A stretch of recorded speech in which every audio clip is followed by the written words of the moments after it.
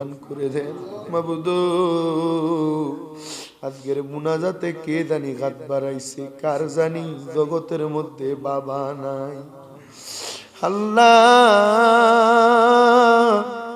কার জানি মা নাই। আল্লাহ কে জানি মা বাপ দুইজন হারাইয়া জনমের মতো এতিম গয়া হাত বাড়াইছে রে আল্লাহ। রব্বুল আলামিন ওই মা বাবারা এতিম সন্তানগুলা জানে বাড়িতে গেলে সবই ঘরে থাকে, কিন্তু মা বাপ নাই, ঘরে শান্তি নাই। আল্লাহ তাদের আম্মায় আব্বার কবরে আর আযাব দিও না। মরিয়া গিয়াছে আল্লাহ, আল্লাহ যারার মা বাপ মাফ করিয়া দেন না গো আল্লাহ কবরে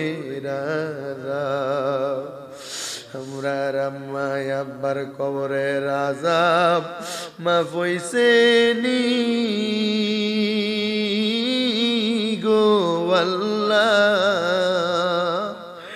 দাদা দাদি রে ক্ষমা করছনি, আমরা রে তোমার মায়া লাগেনি গো আল্লাহ। আমরা রে তুমি দয়া করবাইনি আল্লাহ।